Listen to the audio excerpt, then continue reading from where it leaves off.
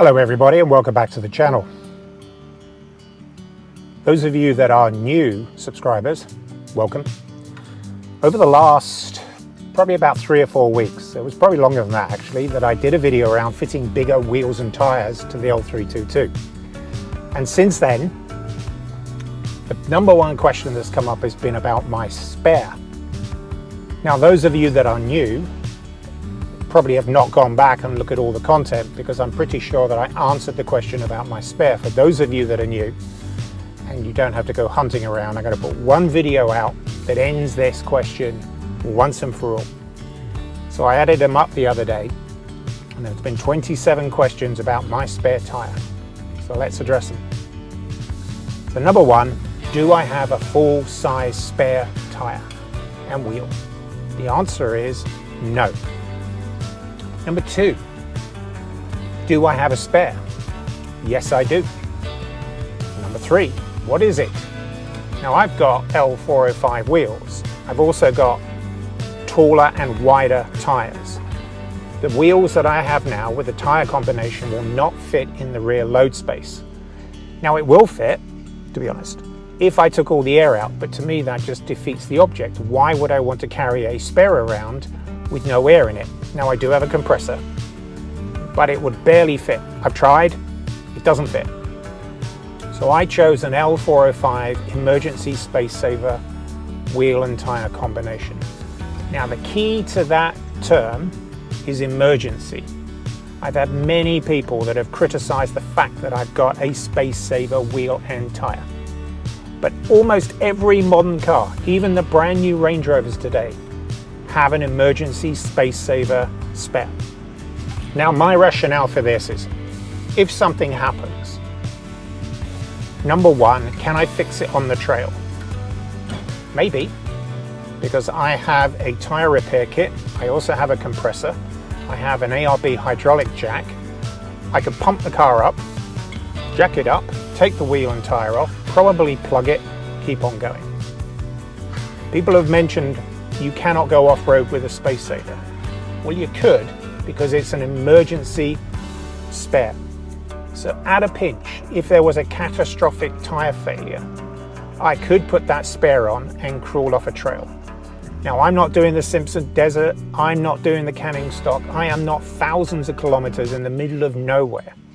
That's not the type of travel that I do, it's not the type of overlanding I do.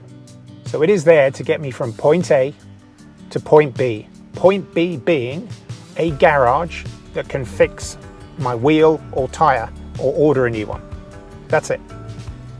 Now the other question I get all the time is, how on earth can you get that spare with all of the stuff you've got in the back of the load space? And if you've seen everything that I built in the back, I built it deliberately that it is really light when everything comes off of it. So I've tested being able to get into the back to get that wheel out. So here's what I do. I pull the fridge out, it's held in by 2 straps. That comes out, fridge down, unplugged. The kitchen, there are 2 screws, unscrew them, the whole unit comes forward. The water tank that I can drain depending on how much water's in it. Most of the time I have it half full, so maybe it's got 20 litres of water in it, can be pumped out in minutes. There are 2 quick fit connectors because the pump is on the back of the kitchen. So I can disconnect everything, push the seats forward, get the tank out, move the kitchen out, and the whole unit goes forward. It pushes forward right up against where the back seats would fold over, that there is enough where you can tip it, and I can lift the load space, reach in, and I can grab that spare tyre.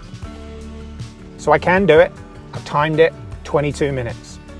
So at a pinch, I can get to that spare. Now the problem I would have, and this is just to do with lack of space, is if I put that spare on the vehicle and started to move away, I still have somewhere to take my other wheel and put it in the back. I've got no space at all. I have a rooftop tent, I've got all my gear on the back of that.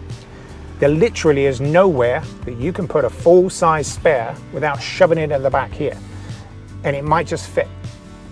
But that's an emergency situation. At a pinch, I can get to that and I can fix it. Now the other question I've had, and I've got one person that seems to weigh up everything that I've done to this vehicle and then starts working out the weight distribution and whether the load balance and everything to do with how much that space saver wheel can hold up a vehicle like this. Again, it's to get from point A, where there's a failure, to point B, where I can get it fixed. I am not going to be driving around on that thing for days on end. It's not the type of driving I would do, and if it happens on the road and it's just a catastrophic blowout, I would call somebody to come and recover me. It's that simple. So, I hope that answers all the questions. I'm not trying to be flippant, arrogant, or anything like that, but I can keep on answering these questions until the cows come home. But this one video answers that question. I have an L405 emergency space saver, spare tire, and wheel combination in my load space. If and when I need it, it is there. So thank you. And with that, I'll see you on the next one. Cheers.